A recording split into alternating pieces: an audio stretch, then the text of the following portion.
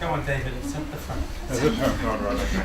You can deal with some of my lunch. Nobody's already used the heat. Unless you wanted to duck out early. Nah. Not so yet, it's got a heavy cold.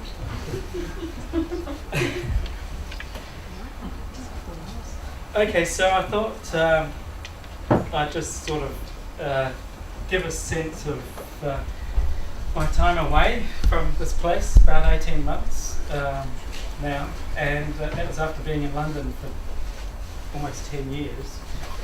So going back to Australia was a bit of a shock, and it's something about going to the periphery versus London, the centre, cultural centre. Everything changes, but everything stays the same kind of sense, and we get this sort of one particular perspective. And I thought I'd sort of share some of my surprise in going over to the periphery. I think particularly in the context of the shift of economic activity towards the East and Pacific, which we're just sort of not really fully conscious of. And it just sort of hits you. There's been an enormous impact in Australia. So just on that, to get it, and it's a kind of bad news, good news story. So we'll see how we go. But just first up, to get us in this kind of alternative world, we have the story just before I left, and people didn't believe me. And I said this yesterday, so I grabbed it off the internet just the day after I left, I think it was. And so the thing is, these guys are retreating from the floods, and normally they wouldn't be so visible, but they're coming out of the woodwork. But apparently it's okay because they only bite if their life is threatened, like you tread on them or something like that. So difficult to avoid treading. So basically, don't fall down if you do get up quickly.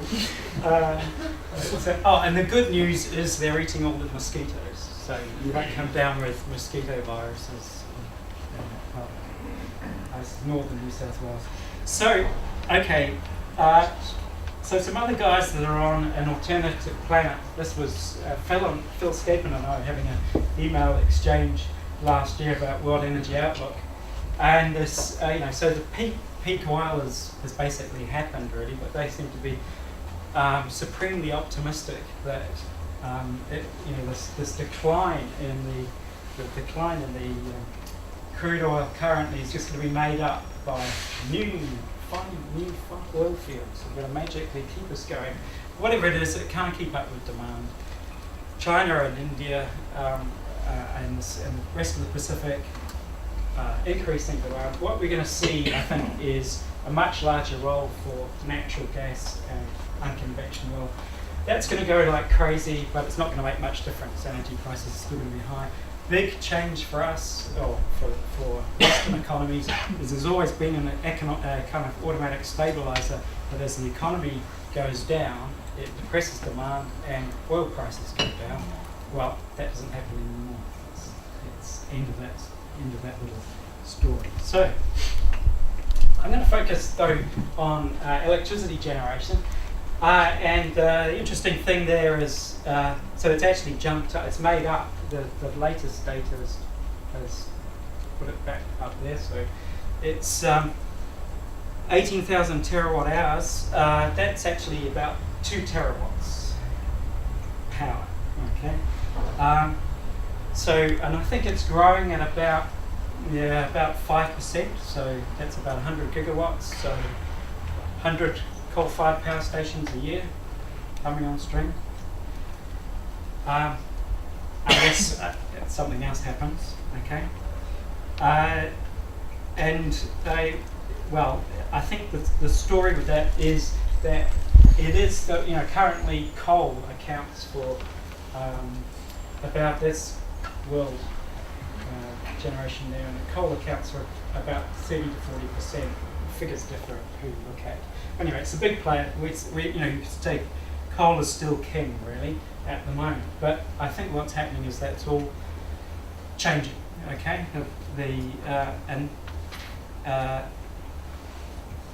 There is a massive increase in coal mining. Basically, Australia is the China-India's coal mine, as well as a few other steel mine and other things as well.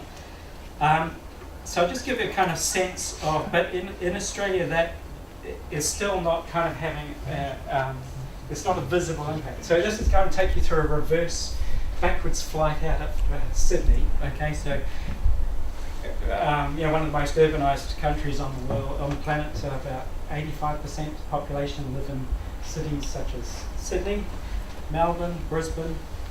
There's about 4 million in Sydney. And then 5 minutes earlier in the flight, you're over the national park, and so you've got this big urban agglomeration with massive national park, and all this mining activity is out somewhere beyond that. So another 5 minutes flying, and you're up the coast, and you're inland from Newcastle, and there's this one of the largest mines. That's probably 30-40 kilometres wide. And they're just going as fast as they can to get it out of the ground, basically, trainloads of this stuff. Friends of mine did a statistics analysis on improving shipping for the ore movements out of Newcastle, and they shaved off, just by improving logistics through a statistical analysis, they were able to optimise things a bit more. And apparently this would save, $20 billion just by these tiny alterations. And if you look off the coast, the ships are just queued up. They actually have to queue them off the horizon because people are getting disturbed by the idea that they should see these ships just parked there constantly, so they move them out of sight. So in a sense, this activity, although it's huge and it's massively impacting the economy, the dollar's moved up more than the Swiss franc, it's in some way it's invisible, okay? So we're living in this kind of unreal world. But here's another coal development proposed. Politically, it's having a huge impact. So this is driven by an Indian funders, developers, and it's again in rural areas. And we're talking about a harbour, rail. You've got if we just put that in scale, the largest ships now 400,000 tonnes. So even with those, this is 150 ships per year.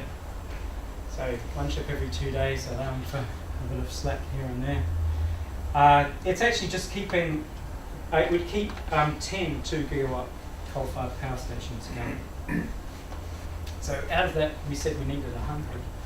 So it's even doing this massive amount, it's not really, you can see the scale of what's needed is just amazing. But interestingly, I think that this is about as good as it gets. Okay, I don't think we can really move more stuff physically. It's not, the technologies aren't really, there's only a certain number of ways you can dig coal out of the ground, okay? But there is a lot more sophisticated ways you can do some of the other kind of energy production.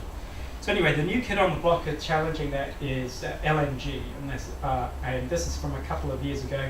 It just shows the general direction, so big flows into Asia. And already it's just in 2 years it's completely changed. The US is now the largest producer of gas, more than Russia. It's an exporter of gas for the first time. And the UK is diversifying its supplies. So we've got huge harbour developments in Western Australia that are now going to be like Qatar, basically within a couple of years. Anybody want to guess the largest gas developer in Australia? Company you might know. UK company. British Gas. That's right. Part of the plan, Centrica, one of their offshoots, whatever. obviously they're looking at a part of this ongoing diversification. They want to get out of that reliance on Russia, so they already locked into supplies from Qatar, but they're now the largest player in Australia. They're doing a huge development off the coast of Queensland over there.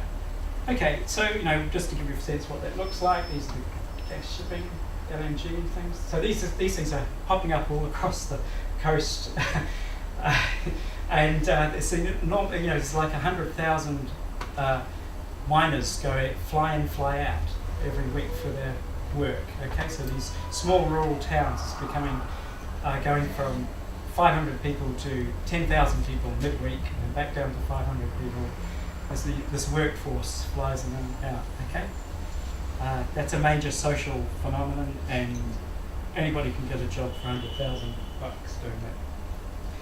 Okay, so this is what these sort of things. This shale gas. I think this is shale gas, and then there's coal seam gas, which is the other one, this is actually from the US. I think the latest technology spreads them out, but it gives you the idea. There's in Queensland, there's 10,000 of these. The business model is you drill down, find out how much pressure you've got, work out total value of the gas, on-sell it to the Chinese, for 5 years down the track, whatever, move on to the next one. So a lot of these things, you go as fast as you can. The farmers have no say over this because farmers only have a lease on pastoral rights, not minerals. So the exploration companies can come straight in, across your front lawn basically, dig a hole and work out how much gas is there, move on to the next one. And they barely have to do anything. They pay something like rent or something. Anyway, that's gone completely berserk. So the thing is, I think the interesting thing there is, in a way, it's a good news story because for all the environmental issues, and there are environmental issues, but this is massively challenging coal, and it's going to displace coal. It's much far easier to install these gas turbines. They're smaller, cheaper. You can put them in rural communities and so on. Bang, bang, bang. Okay, so it's very easy, hugely order of magnitude growth. So I think and then I was sort of getting a sense of this other development happening, which is picking up in Queensland in a sense with PV developments. And so what brought that to my attention is that 700 megawatts of solar PV being installed in Australia last year, which is a phenomenal amount compared to what they were doing just a couple of years ago. This is 1.2 megawatts. There's a couple of other buildings that have it. It's the largest installation. So basically last year there was 600 worth of these. It costs $7 million all up, $5 million for the photo cells. That was last year's prices. It's probably already dropped. It supplies about 5% of the peak, but I think about 15% of the electricity needs overall. Just to have it, you can go online and check or get the live data. Really, it's quite a buzz actually on a cloudy day. This is such Just ask Alex. Sure. What's the cost per peak kilowatt, and do you have a peak summer load? It's complicated. Yeah, we do have a peak summer load. The cost,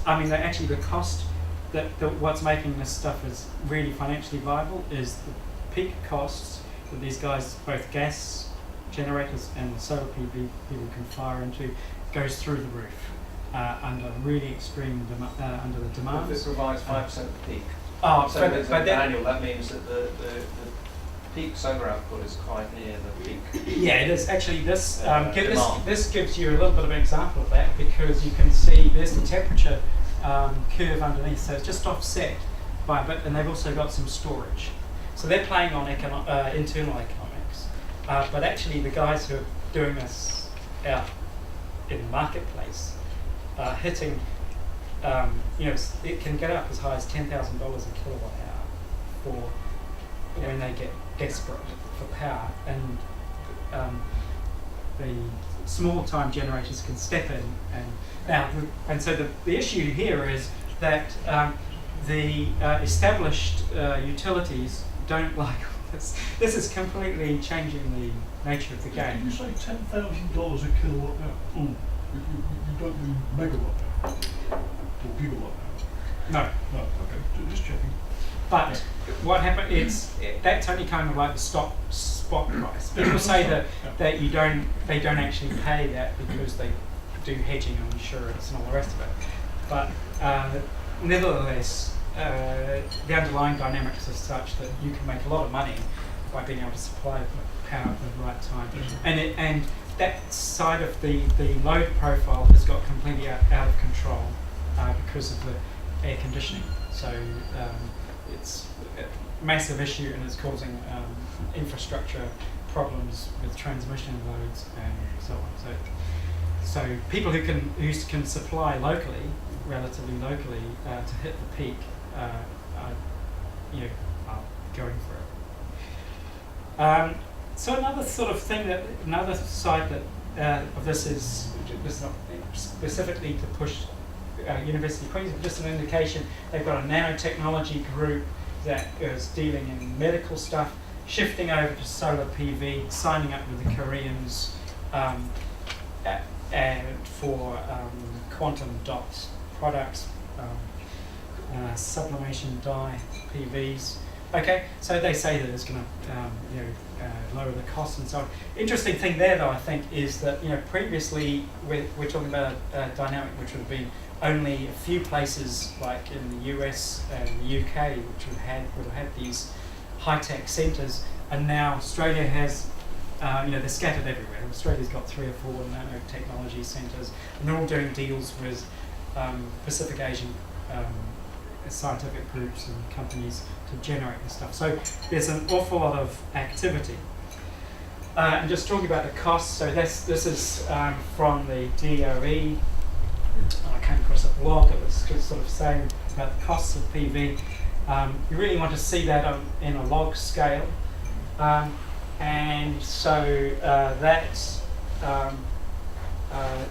quite, it's a pretty good linear trend. That UQ solar PV, so that's in 2010, that they were paying $2. Okay, this is US dollars, but it's 1 to 1 with Australian dollar at the moment. So they're paying $2. I think so. And the price now they're saying is that it is for utilities is $1.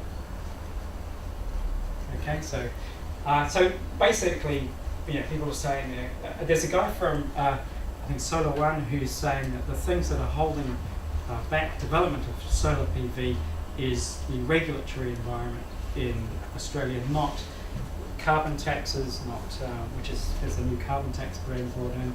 There's a whole lot of other things, but that's not really the issue. The issue is that the existing coal power companies want to maintain the status quo, and that's what's actually the reason that is preventing development as fast as they can go. But they still think they're going to meet the government projections way ahead of schedule. So this was going in my mind. I heard this guy, Ray Kurzweil, at the Big Ideas conference, and he gave the same. I'd heard him previously in 2008. I kind of dismissed him. He's a interesting character who did optical character recognition, and what he does is he positions he studies technology, and he positions himself in terms of where technology will be. So he did a lot, and so from that he sort of got into the whole Moore's law thing and so on. So but his general argument is that this kind of growth rate that you see with the computers, that's to 2000, and in fact, if we take the chip inside these phones, it's 1 gigawatt gigahertz, and you get the chip I think for about $100. So 10 of them for 1,000.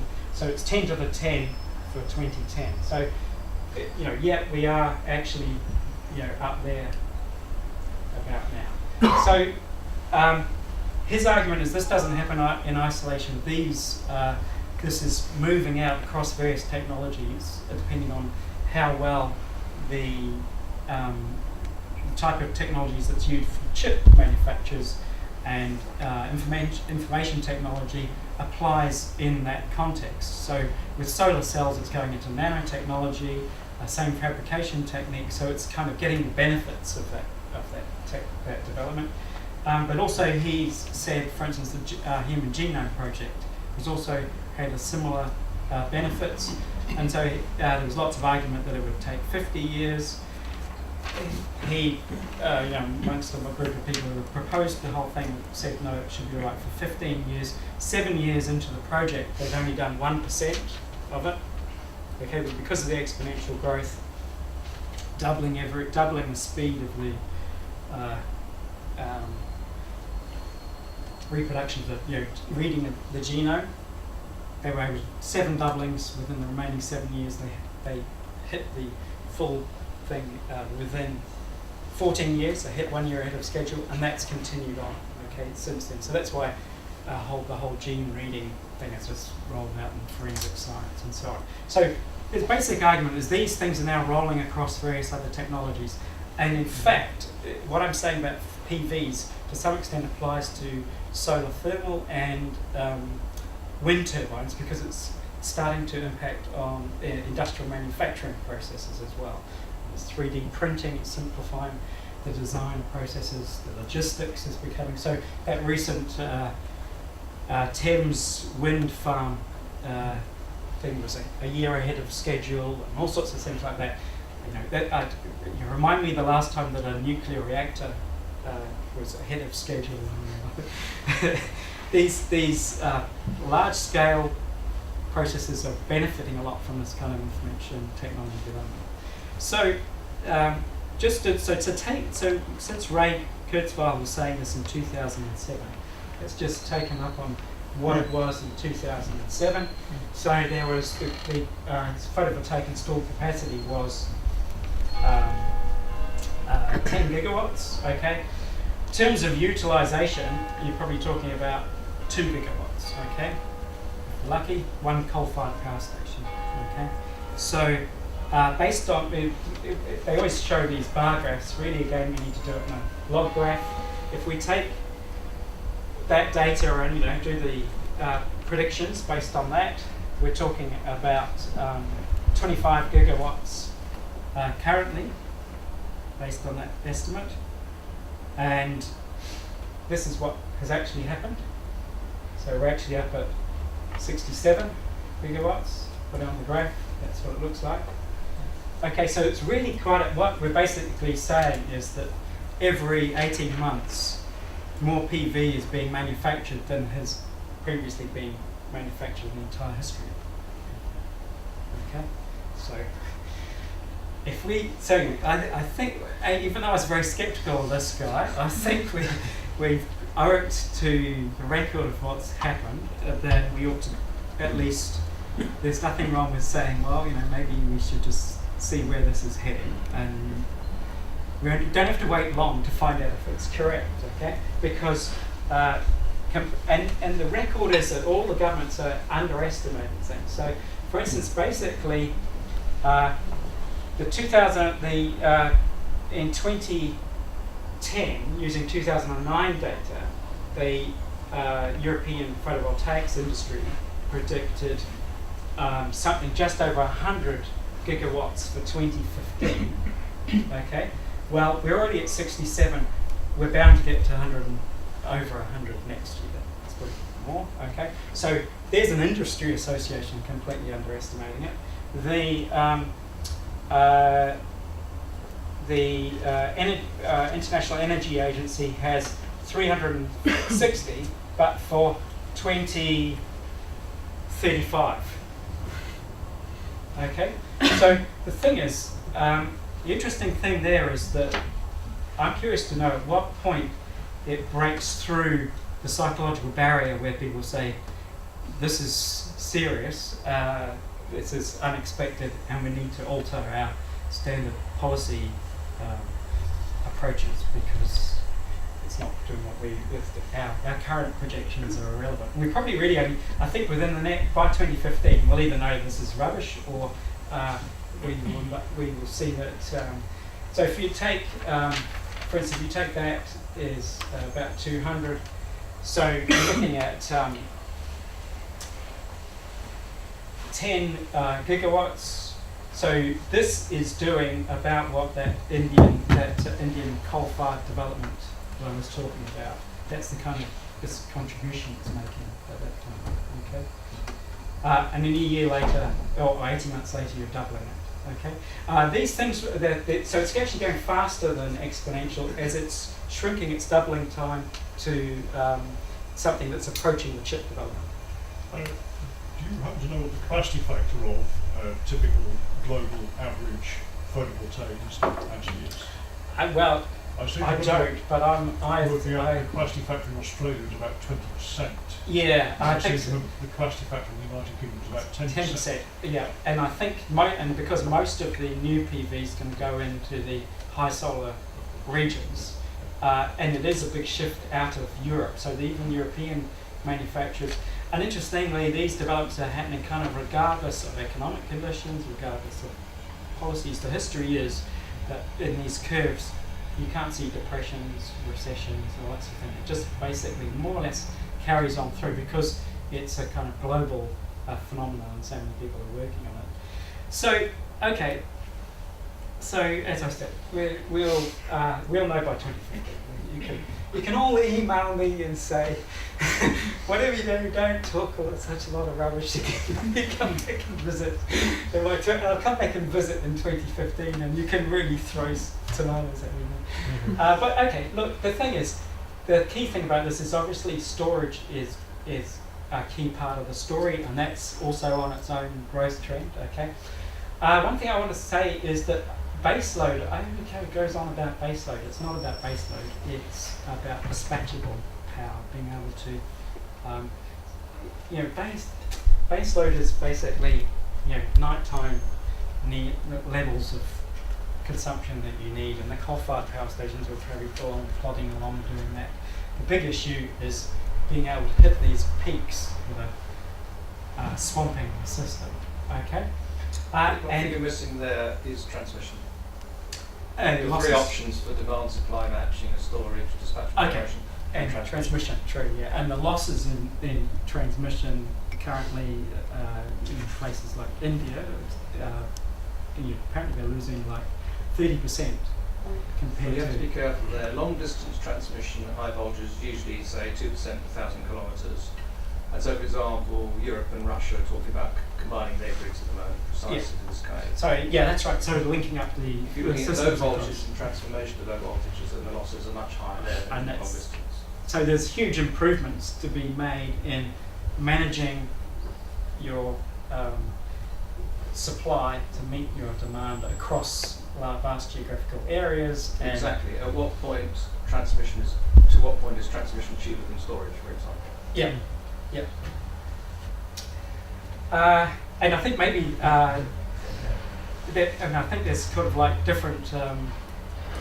The storage. The only thing to say about the storage is on one of these technology curves. So I don't know whether the transmission technology is going to be on the same kind of development profile that the balance will change over time as storage. I think you have to be very, very careful at taking technology development, say computer chips, over to PV, and very careful about generalising to storage, because, for example, I believe in the UK it's going to be heat storage and chemical fuel, synthetic fuel storage would be hugely greater than any electricity storage, except in electric vehicle batteries. But they could still be based on like nanotechnology and material science, which is what's rolling out which is getting the benefits of the kind of changes. It might be, but actually when you look at solar PV or electricity storage, batteries or whatever, there haven't been step changes. Yeah, well, I think they're on the curve anyway. But I'm going to move on to the demand side of stuff, because I'd like to say what is a bit of a jump here, because I'm trying to bring it into the UK context.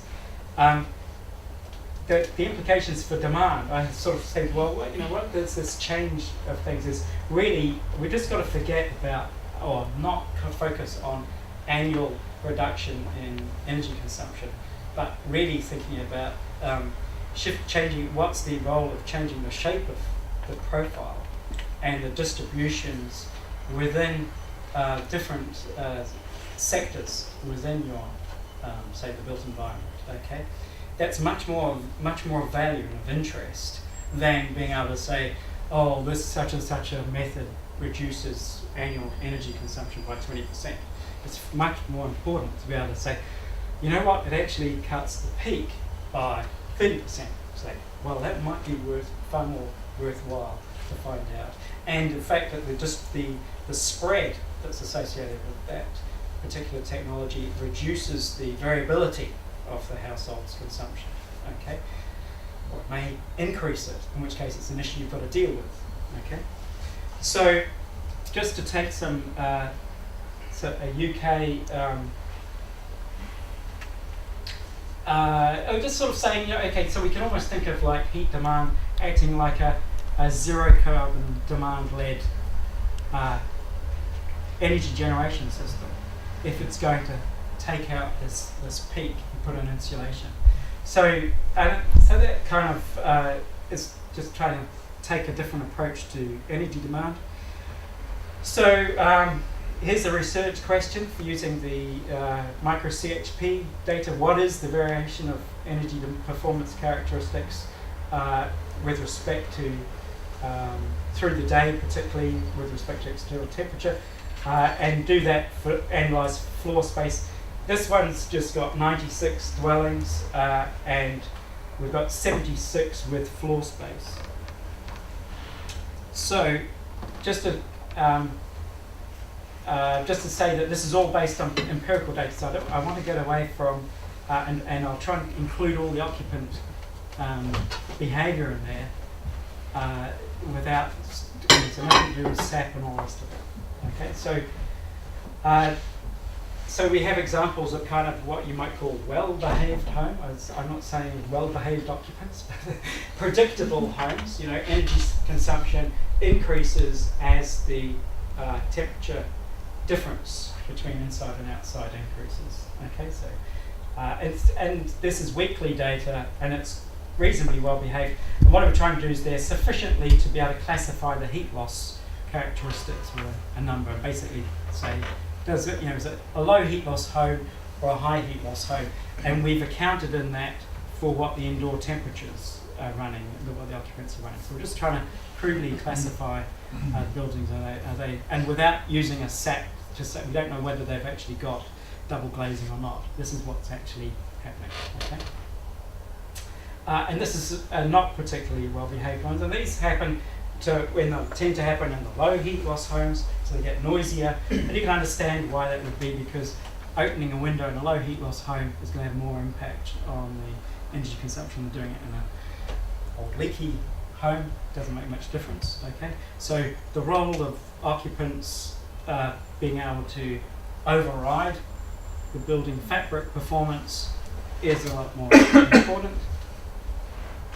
And that is a whole research area that needs to be looked at. Anyway, so this is the distribution of our heat loss for the whole dwelling across the little sample that we've got. This is this is just showing the three groups. When I group that into low, medium, and high, you've got essentially three clear groups with energy consumption increasing as it gets colder. Just sort of, and another one just to give you an idea of the underlying data. It's messy, noisy, but so there are these, but nevertheless, overall trends. Okay. Oh, and those were 95% confidence intervals on the mean. Okay, but a lot of data, 60,000 data points or something in total. Okay, so do the same thing based on normalizing for floor space. So this is actual heat loss per square meter per degree. Okay, and that's the same energy curve. So we want to get onto to actually look at the daily profile. So here I've taken just all days where it's a cold winter's day in the UK, And we're just going to say that there's a lot going on with smoothing. I'll show you the raw data again. Okay, so here's the temperature. So the low energy homes are warmer, okay, in general, and the other two ones just generally cooler, okay, all through the day. The difference is perhaps not so much in the early hours. Okay, and this is actually the heat loss. So this is basically saying as you improve the heat loss, you're seeing a decline in the peak, evening peak, okay? Under 3 to 4, so this is between 4 to 6 degrees, cold winter's day external. Here's your time along here. Evening peak, that's a high heat loss home, that's a low heat loss home. So there, if you like, effectively insulation or whatever it is that's making this home low heat loss is slicing that off, as if you like, providing a zero carbon energy generation through there, if you like, equivalent to it. Megajoules. Okay, so actually there's some noisy data to show you. I want to just look at the peak.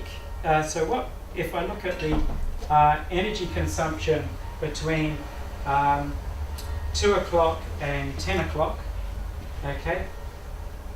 Because the smoothing here is, there's so much going on in terms of smoothing, I could change those slopes just by changing the parameters on the smoothing, okay? So that's not like, so to quantify the size of that peak, I can change that just by playing around with stats, okay? So I want to do a more robust way of indicating change.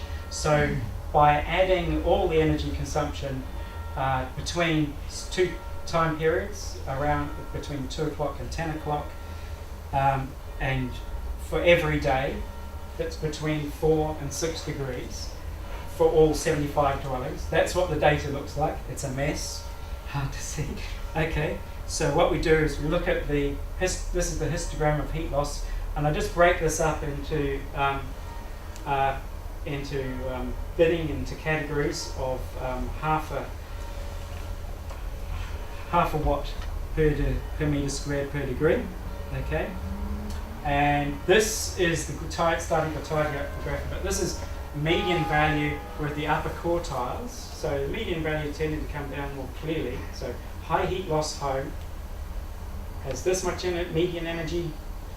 Low heat loss homes have this much, and there's the upper quartile. So it's that upper quartile is not going down as much. We can clean it up more tightly with averages and 95% confidence intervals. So what that's effectively saying is, for instance, if you reduce the something from say about 6, which is about at 100, down to 3, which is about 50, so halving the heat loss is halving the energy in the peak. When we look at, so that what it's basically saying is it's proportionately sort of shifting that out, okay? Kind of what you'd expect, I guess. It's not moving the peak around, it's just doing a general motion. And then this is looking at tightening the value, so this is between actually the 7 o'clock and 5 o'clock and 7 o'clock, which was the actual tighter peak time, and you see that sort of, it's more of a curve again, okay? So in other words, there is less benefit with the low energy homes, more benefit with the high heat loss homes, okay? But I think it does begin to point us in the direction where we're starting to get some sense of, if you make an intervention to do with insulation, you can expect some changes in the shapes of heat loss, heat load profiles through the day, and have some. And I think there's lots of work to be done in the noise of those profiles, because the